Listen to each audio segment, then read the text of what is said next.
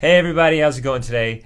Today I want to share with you something that I hope will be interesting both to music producers and to music fans.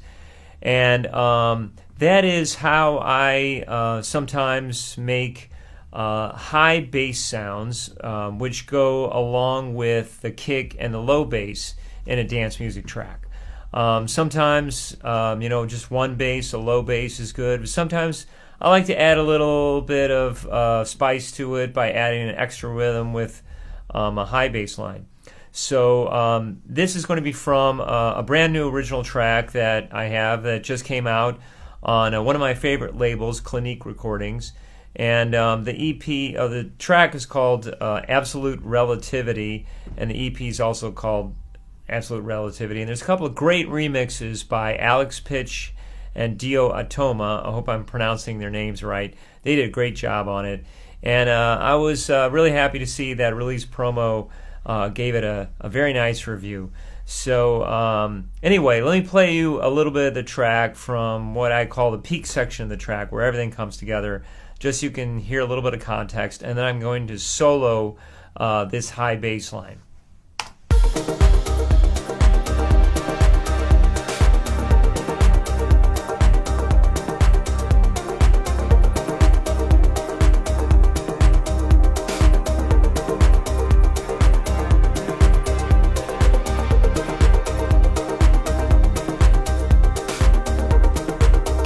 Okay, so there you get an idea of the track. Now let me solo the high bass line, which I'm actually calling low synth or bass arp here.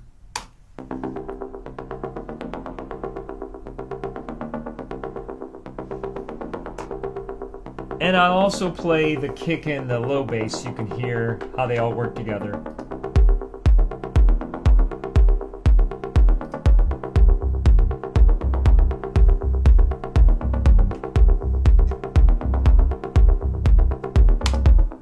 Okay, so this low bass sound is made by one of my favorite synths, which is UHE Diva. I'll show you the plug-in here.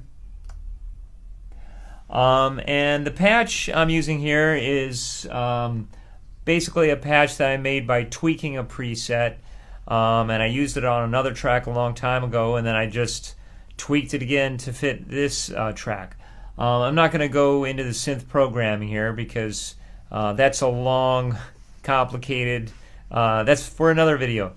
Anyway, but I think it would be cool to show you the processing that I did to this low synth part, because when it's just very plain, it's not that interesting, but once you start adding the effects, it's a lot more interesting. What I put on this was some delay, EQ, compression, a room sound, side chaining, and then a reverb sound. So here again is the sound by itself, and then I'm going to take all the effects off of it. Okay, so there it is with effects. Here it is without effects.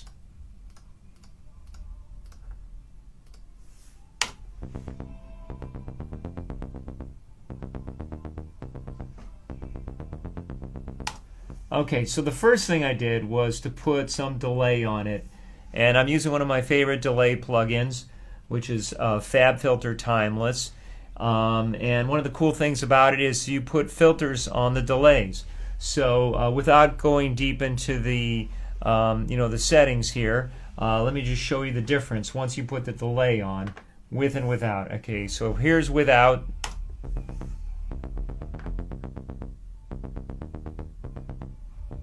And here's with.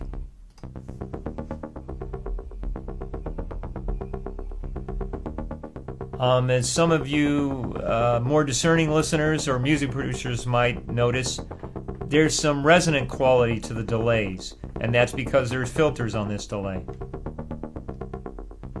So it adds a little bit of tonal coloration that's kind of cool.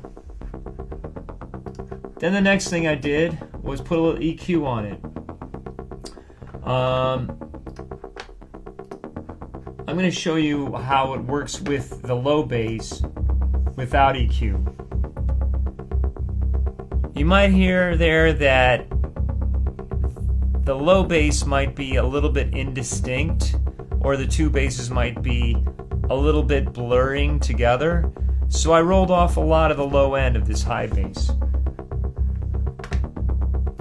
Basically just put a low cut filter on it. If you look at the analyzer on Logic's EQ, with and without, you can see there's like a huge amount of low frequency energy here, going all the way down to 20 hertz, which is practically inaudible, but you feel it, and a lot in the 50 to 100 range, which is, and all the way up, to 200, which is where you're going to hear the low bass. So I just rolled off a lot of that. So now you're seeing there's really not that much. There's a little bit of energy there. I didn't want to roll it all off because it would sound too tinny, but it's a lot of that is gone. The next thing is I put some compression on it using, this is the Waves CLA 76, which is basically an emulation of the 1176 compressor by Universal Audio. And this helps just kind of bring the dynamics into under control. Now, as you can see, it made it a lot louder. And normally what you would do when you're using compression is to bring the output down, but in this case I didn't. I don't know why. In any case, next thing I did was put a room sound on it using Logic Space Designer. I'm going to take off the low bass so you can hear this a little more clearly.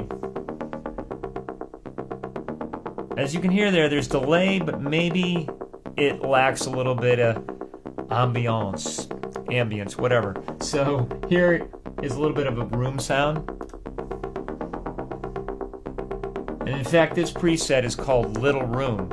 So basically it's just putting the bass into a room as if like you had a little bass amplifier or a guitar amplifier in a room. Gives it a little bit of ambience. And then I put on some side chaining. And I like this sidechain plugin by Vengeance. It's called Multiband Sidechain. They also have a mini chain, which is simpler. Sometimes I use that. But in any case, just a little bit of gentle side chaining on here.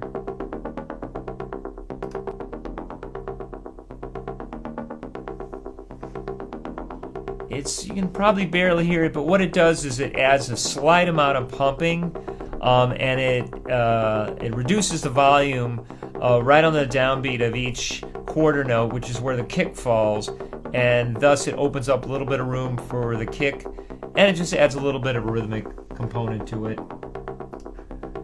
And lastly, I have on Ascend here, it's sending to a new reverb program that I got, one of my new little toys here, which is Verb Suite Classics by Slate Digital. These are some really nice sounding reverbs. I got it because a friend of mine recommended Slate Digital had this like great deal of all their plugins, and a friend of mine recommended it, and I just tried it and I really like this reverb, and I like some of their other things too. But anyway, when I send it there, hopefully you can hear how now it's in a bigger space. It's pretty subtle, but it puts it into a bigger space, which gives it a little more, spatial quality. So here you go again, once again, the whole track.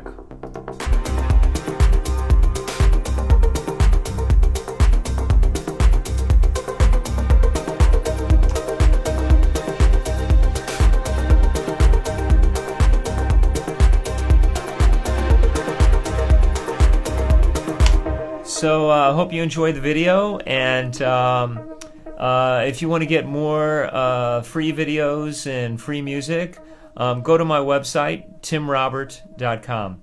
Thanks everybody, I hope you have a great day.